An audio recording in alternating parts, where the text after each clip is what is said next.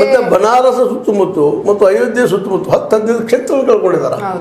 ಹೀಗಿದ್ದಾಗ ಸಹಜವಾಗಿ ಜನ ಇವರು ದೂರ ಸರ್ದಾರ ಸಾಕ್ಷಿ ಆಯಿತು.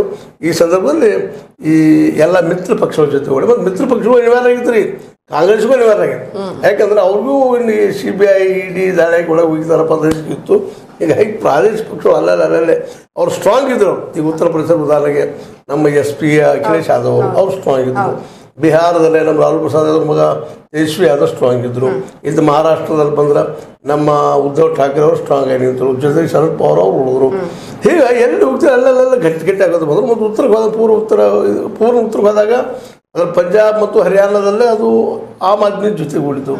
ಇವೆಲ್ಲ ಕೂಡ ಈ ಎಲ್ಲ ಶಕ್ತಿಗಳು ಕೂಡಿತು ಕಾಂಗ್ರೆಸ್ ಒಳಗೆ. ಹೀಗಾಗಿ ಇವತ್ತು ನೀವು ಯಾವುದೇ ರಾಜ್ಯಗಳು ಉತ್ತರ ಪ್ರದೇಶದಲ್ಲೇ ನಮ್ಮ ಮಿತ್ರ ಪಕ್ಷಗಳಿಂದಲೂ ಹೆಚ್ಚಿಗೆ ಮತ ಶೇರ್ ಮಾಡ್ಬೋದು.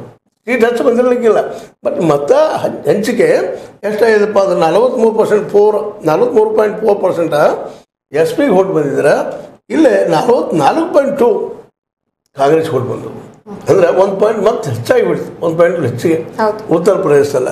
ಹೀಗೆ ಆಗ್ತಾ ಬಂದು ಇದಕ್ಕೆ ಕಾರಣ ಅಂದರೆ BJP ಸ್ವಯಂಕೃತ ಅಪರಾಧ. ಈ ಅಪರಾಧಗಳನ್ನ ತಿದ್ದುಕೊಳ್ಳುವಂತಹ ಚಾನ್ಸಸ್ ಅಟ್ಲೀಸ್ಟ್ ಇವಾಗ್ಲಾದ್ರೂ ಇದೆಯಾ BJP ಹಾಕಿದ್ರೆ? ಈಗ ನಿಶ್ಚಿತವಾಗಿಯೂ ಇತ್ತು ಚಾನ್ಸ್, ಮತ್ತೊಂದು ಬಂದಿತ್ತು 240 ಆದರೂ ಸಹಿತ ಅಡ್ಡಿಯಿಲ್ಲಪ್ಪ ಅಂತೇಳಿ. ಆದರೆ ಇವರು ಇವನ್ ಹೋಗಲಿ, ಈ 240 ಬಂದ ಇನ್ನೂ ಅವ್ರಿಗೆ 32 ಸೀಟ್ ಬೇಕು. ಆ 32 ಸೀಟುಗಳಿಗಾಗಿ ಇವರು ಪಾಪ ಇವರು ನಮ್ಮ ನಾಯ್ಡು ಮತ್ತು ಬಿಹಾರದ ನಮ್ಮ ನಿತೀಶ್ ಕುಮಾರ್ ಅವರು ಬಂದು ಜೋಡಿ ಆಗಿದ್ರು. ಇವ್ರು ಮೊದಲ ಕುಂಟಾಗಿದ್ರು, ಬಗ್ಲಿ ಹೆಗಲು ಕೊಟ್ಟರು. ಅವರು ಅದು ಕೊಟ್ಟರು ಸಹಿತ ಅವ್ರ ಮೇಲೆ ಸುವಾಸ ಇರಲಾರದ ಮುಖ್ಯ ಫೋನ್ ತಾವಿಟ್ಟು ಕೂತ್ಬಿಟ್ರು.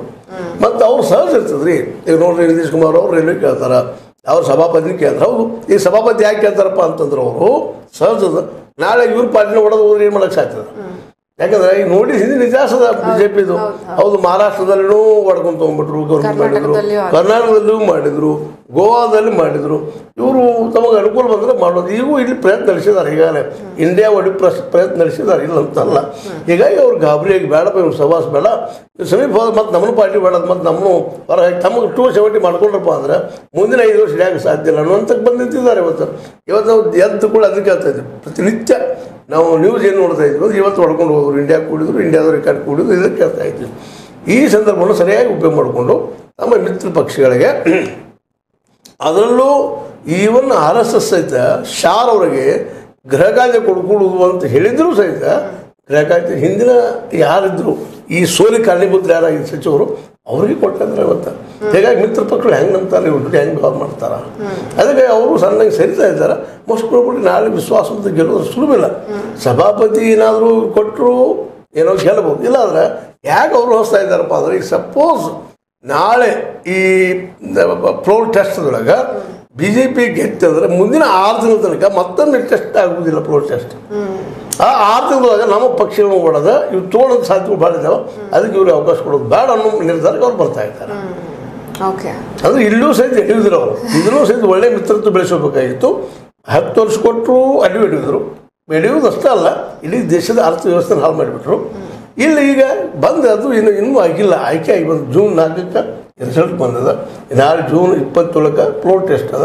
ಈ ಒಂದು 15-20 ದಿನದಲ್ಲೇನೂ ಸಹಿತ ಅವ್ರು ಸರಿಯಾಗಿ ಹೆಚ್ಚು ಇಡ್ಲಿಕ್ಕೆ ಬರಲಿಲ್ಲ ಅಂದಾಗ ಸರ್ ಇಂಡಿಯಾದಲ್ಲಿ ಬಂದು ಗೆಲ್ಲೋ ಸಾಧ್ಯತೆಗಳು ಹೆಚ್ಚಾಗದಾವ.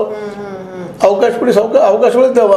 ಈಗ ನೋಡ್ರಿ, ನಮ್ಮ ಇವರು ರಾಹುಲ್ ಅವರು ಏನು ಹೇಳ್ತಾ ಇದ್ದಾರೆ, ನಾ ಪ್ರಧಾನಿ ಆಗೋ ವಿಚಾರ ಇಲ್ಲಪ್ಪ ಅಂತ ಹೇಳ್ತಾ ಇದ್ದಾರೆ. ಎಲ್ಲೂ ಹೇಳೋದಿಲ್ಲ ಅವರು, ಉಳಿದೆಲ್ಲ ಹೇಳ್ತಾ ಇದ್ದಾರೆ ಪ್ರಧಾನಿ ಅವರು ಅವ್ರು ಮಾಡೋ ವಿಚಾರವಿಲ್ಲ. ಅವ್ರು ಹೆಚ್ಚು ಖರ್ಗೆ ಅವರಿಗೆ ಮಾಡ್ಬೋದು, ಇಲ್ಲ ನಿತೀಶ್ ಕುಮಾರ್ ಇಲ್ಲ ಪ್ರಧಾನಿ ಆಗಪ್ಪ ಅಂತ ಹೇಳ್ಬಿಡ್ಬೋದು.